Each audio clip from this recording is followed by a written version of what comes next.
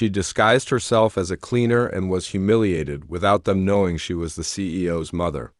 Don't forget to comment from which country you are watching us. The glass doors of Harrison and Cole Enterprises slid open as an elderly woman stepped inside, pushing a small cleaning cart.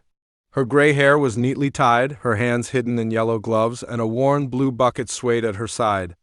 To the busy employees rushing across the marble lobby, she was invisible, just another cleaner beginning a long shift. But the truth was far from ordinary. This woman, known today as Claudia, was the mother of Thomas Harrison, the company's powerful CEO. She had insisted on coming in disguise, determined to see how people here treated those who held the lowest jobs. Claudia walked slowly toward the executive elevators, her knees aching but her gaze sharp. She noticed how not a single person greeted her. Some whispered, others smirked. A young man in a sleek suit called out mockingly, "Don't leave streaks on the boss's door!" Laughter followed.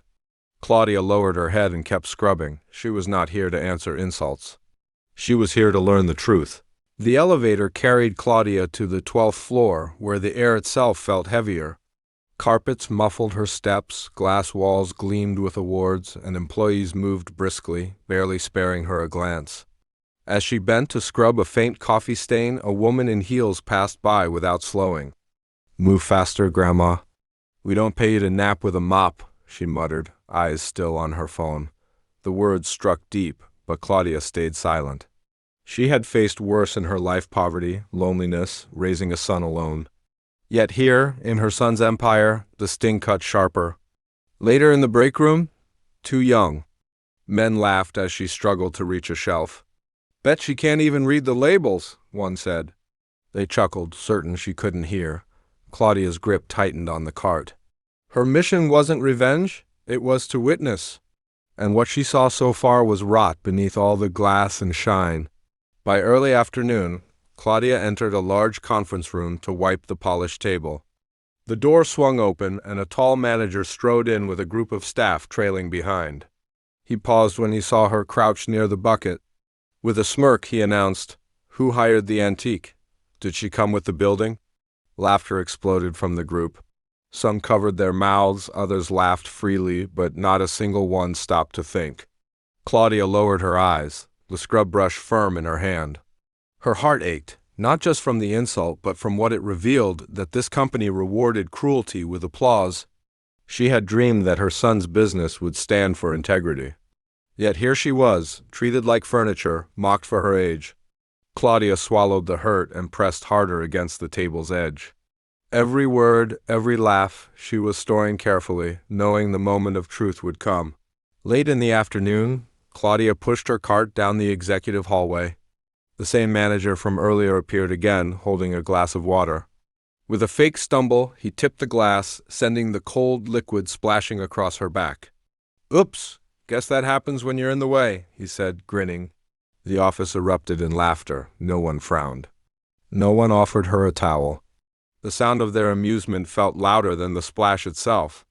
Claudia froze, her blouse clinging to her skin, her body trembling. But it wasn't weakness, it was restraint. She forced herself to continue mopping, her silence heavier than any words she could speak. Inside, though, her chest burned. She wasn't just cleaning floors. She was collecting truths that would shatter the illusion of this shiny empire. The more they mocked, the clearer her resolve became. They thought she was powerless. They were wrong. As the day wound down, Claudia gathered her supplies, ready to retreat to the locker room. But the arrogant manager intercepted her once again. His voice dripped with disdain. "Before you leave, make sure you scrub the boardroom spotless.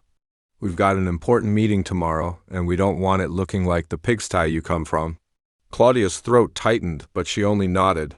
She entered the grand boardroom, the centerpiece of the company, and began wiping the long oak table. From the hallway, two executives passed by, chuckling. "Can you imagine if that old janitor was the boss's mom?" One laughed. The other burst into loud, cruel laughter. Claudia froze for a moment, leaning on the mop for balance. They didn't know how close to the truth they were. Her silence shielded the storm rising inside her. They thought she was beneath them. but she was watching, remembering every face. When Claudia finally stepped out of the boardroom, her back damp with sweat and her spirit heavy, she noticed a familiar figure at the end of the corridor. Thomas Harrison, her son, the CEO, had just arrived.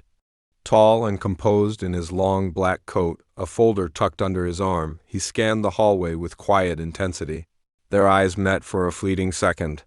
Claudia's heart clenched. She saw recognition in his gaze and also pain. For a moment, neither spoke. A group of employees bustled between them, laughing and gossiping, not acknowledging either mother or son. It felt like two worlds, colliding, hers, invisible and humiliated, and his, distant and burdened. As Thomas drew closer, Claudia whispered without looking directly at him, "I've seen enough." Her voice trembled, not from weakness but from certainty. He tightened his grip on the folder, jaw clenched. The truth had been witnessed. The reckoning was near. Before Thomas could speak to his mother, the same employees who had mocked Claudia came down the hall, still laughing at their own cruel jokes. The supervisor who had spilled water on her froze when he noticed the CEO standing silently nearby. His smile wavered, then snapped into a nervous grin. "Oh, Mr. Harrison. We didn't realize you were here. Great to see you, sir," he said, voice suddenly polite, dripping with false respect. The others quickly followed, nodding, straightening their ties. Pretending professionalism? Thomas's eyes remained cold, his expression unreadable. He didn't answer them. Instead, he pushed past the group and disappeared into the boardroom. The laughter died instantly, replaced with uneasy glances. Something about the CEO's silence unsettled them. Meanwhile, Claudia quietly slipped into the janitor's locker room. Alone at last, she peeled off her gloves slowly, letting her tears finally fall. The mask she had worn all day cracked, but her resolve only hardened. Inside the small, dim janitor's locker room, Claudia sat on a wooden bench, her gloves crumpled in her lap. All day she had endured mockery, cold stares, and humiliations without a word. Now, alone, she let the tears stream freely. They weren't just tears of pain, they were of disappointment.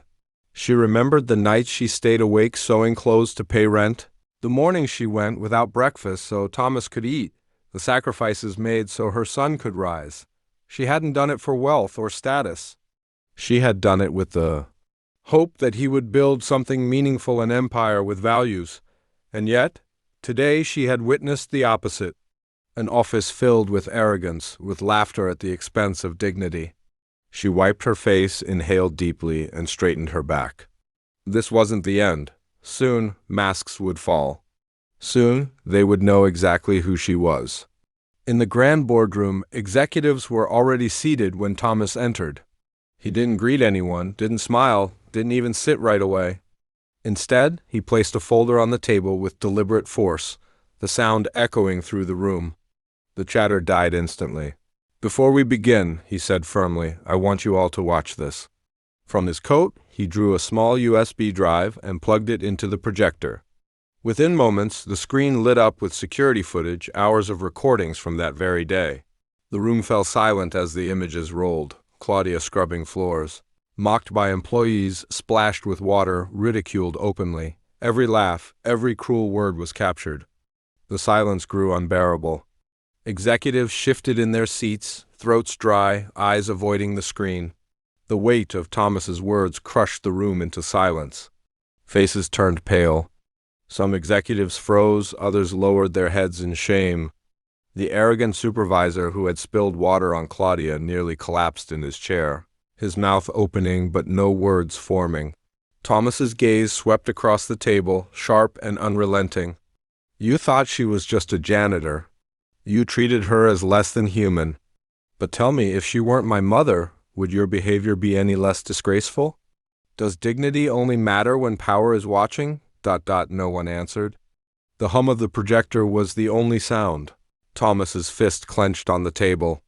This company was built on sacrifice, on respect, on the belief that every worker matters.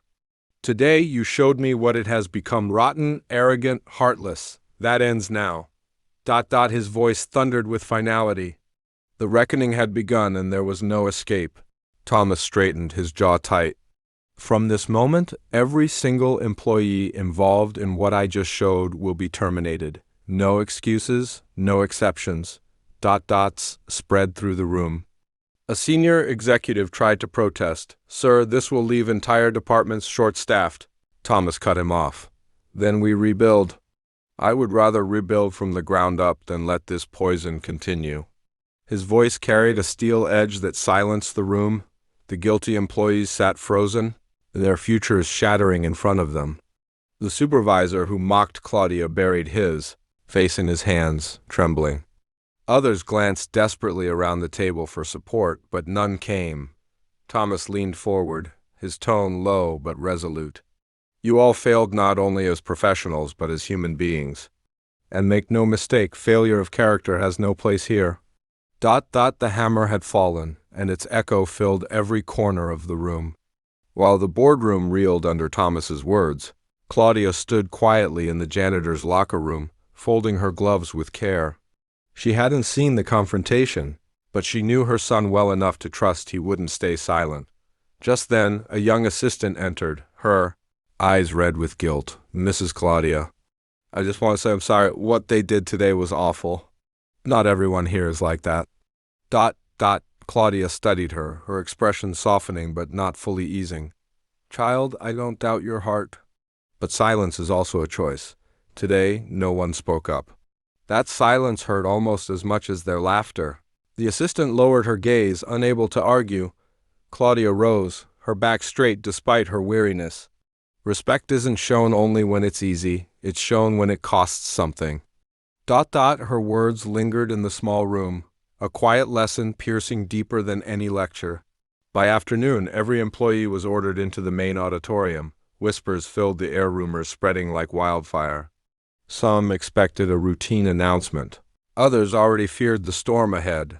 When Thomas walked onto the stage, there was no microphone, no prepared speech. His presence alone commanded silence. Claudia, now dressed in her simple but dignified clothes, stood quietly at the edge of the stage, unseen by most. Thomas spoke with a steady voice. This company was built by sacrifice by people who believed in respect, honesty, and hard work. Today I saw the opposite. I saw arrogance, I saw cruelty. And worst of all, I saw silence. The crowd shifted uneasily. Some looked at the floor, others at the walls, avoiding his piercing gaze. From this moment, Thomas declared, anyone who mocked, humiliated, or stood by without speaking will face the consequences. This place will no longer reward cruelty. A heavy hush fell like judgment itself had entered the room.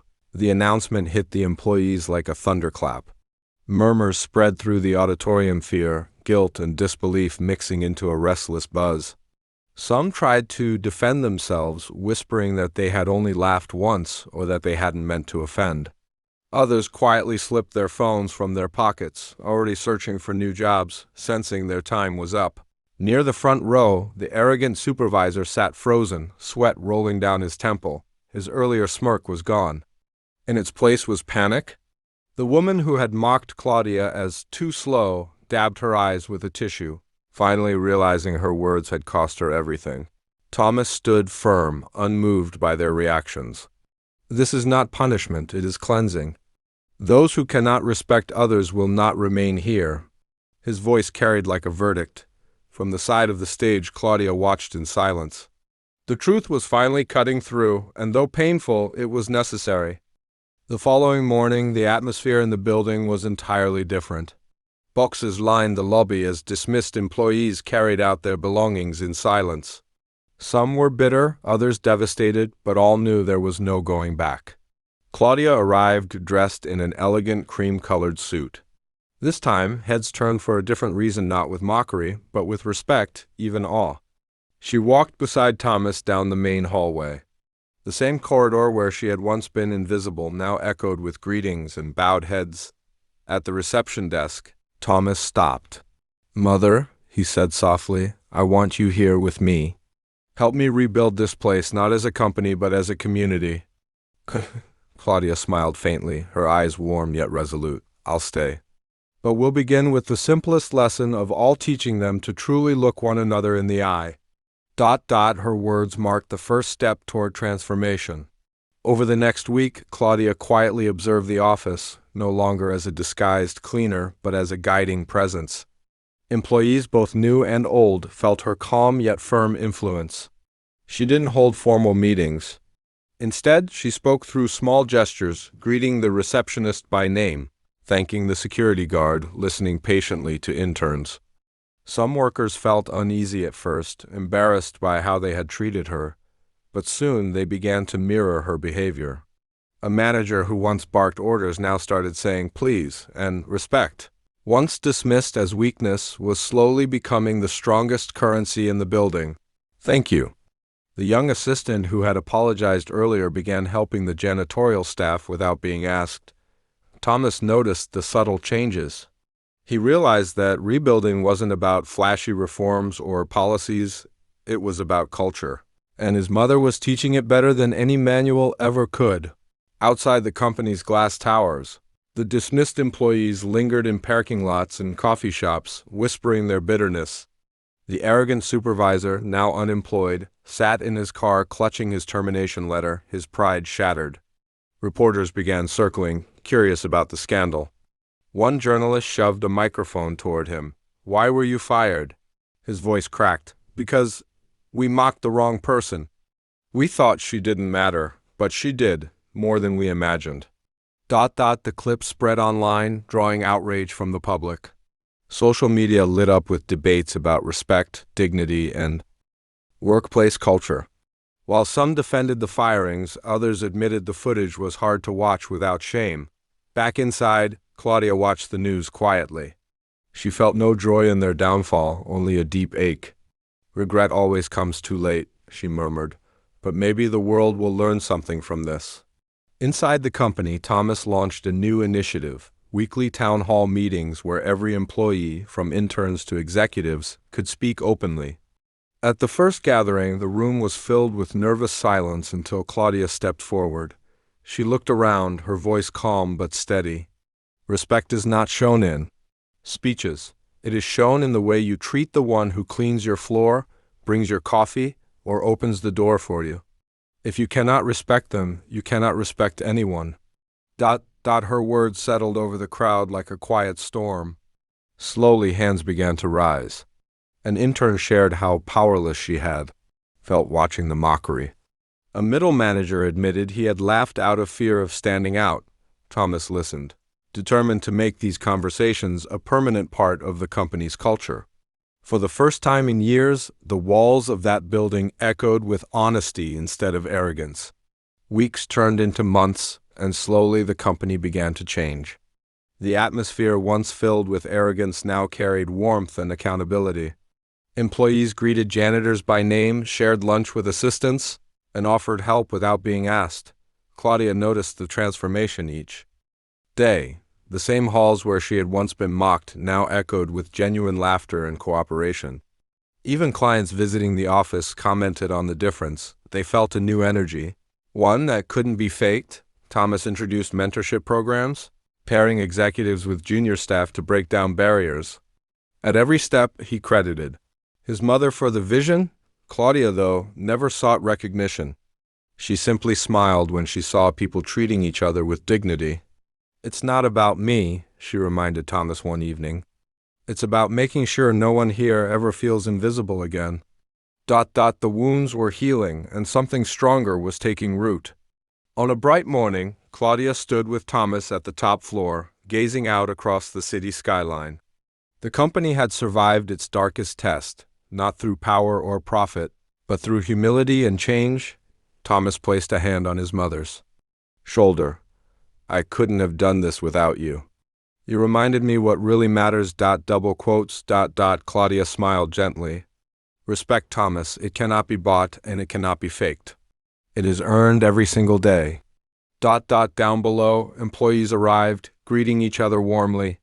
The building that once echoed with cruelty now pulsed with dignity. Even the janitorial staff walked taller, their work finally seen and valued. As Claudia prepared to leave for the day, she paused in the lobby. A young intern rushed to hold the door open for her, meeting her eyes with genuine kindness. She nodded approvingly. The lesson had taken root. And with it, a new chapter had begun.